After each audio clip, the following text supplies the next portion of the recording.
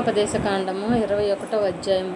నీ దేవుడైన యెహోవా నీకిచ్చుచున్న దేశములో ఒకడు చంపబడి పొలంలో పడియుండుట కనపడినప్పుడు వాని చంపిన వాడెవడో అది తెలియకుండిన ఎడల నీ పెద్దలను నీ న్యాయాధిపతులను వచ్చి చంపబడిన వాని చుట్టూనున్న పురముల దూరము కొలిపింపవలెను. ఏ ఊరు ఆ శవమునకు సమీపముగా ఉండునో ఆ ఊరి పెద్దలు ఏ పనికిని పెట్టబడక కాడి ఏడ్వని పెయ్యను తీసుకొని దున్నబడకయు విత్తబడకయు నున్న ఏటి లోయలోనికి ఆ పెయ్యను తోలుకొని పోయి అక్కడ అనగా ఆ లోయలో ఆ పెయ్య మెడను విరగదీయవలెను. అప్పుడు యాజకులైన లేవీయుల దగ్గరకు రావలెను. యెహోవాను సేవించి యెహోవా నామమున దీవించుటకు ఆయన వారిని ఏర్పరచుకొనెను కనుక వారి నోటి మాట చేత ప్రతి వివాదమును దెబ్బ విషయమైన ప్రతి వాద్యమును విమర్శింపబడవలెను.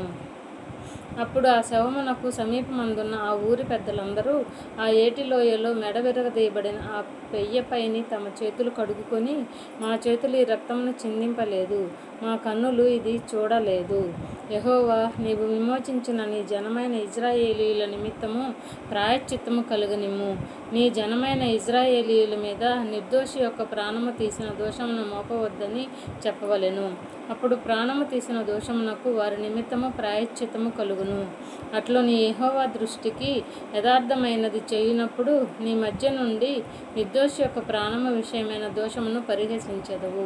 నీవు నీ శత్రువులతో యుద్ధము చేయబోవునప్పుడు నీ దేవుడైన యెహోవా నీ చేతికి వారిని అప్పగించిన తరువాత వారిని చెరపట్టి ఆ చెరపట్టబడిన వారిలో రూపవతి అయిన దానిని చూచి ఆమెను మోహించి ఆమెను పెండ్లి చేసుకొన మనస్సయి నీ ఇంట ఆమెను చేర్చుకొనిన తర్వాత ఆమె తల క్షౌరము చేయించుకొని గోళ్లను తీయించుకొని తన చెరబట్టలు తీసివేసి నీ ఇంట నివసించి 1 నెల దినములు తన తల్లిదండ్రులను గూర్చి ప్రలాపన చేయుటకు నీవు ఆమెకు సెలవీయవలెను.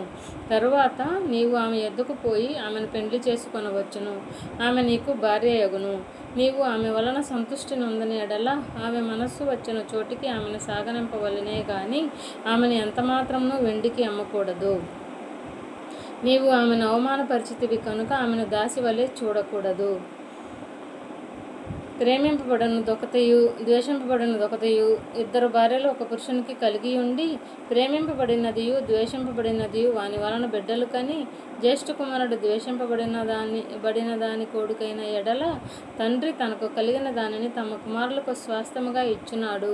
ద్వేషింపబడిన దాని కుమారుడైన జ్యేష్ఠునికి మారుగా ప్రేమింపబడిన దాని కుమారుని జ్యేష్ఠునిగా చేయకూడదు.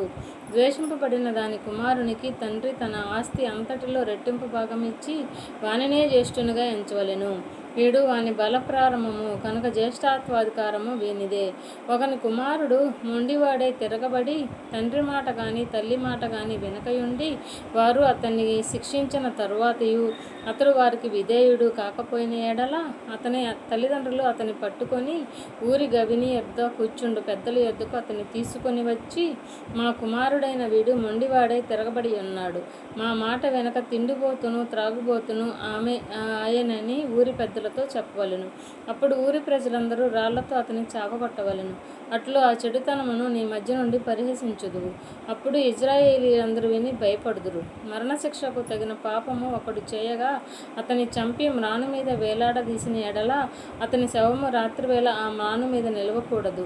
వేలాడదీయబడిన వాడు దేవునికి శాపగ్రస్తుడు. కనుక నీ దేవుడైన యెహోవా స్వాస్థ్యముగా నీకిచ్చుచున్న దేశమును నీవు అపవిత్రపరచుకుంటున్నట్లు అగత్యముగా ఆ దినమున వానిని పాతిపెట్టవలెను.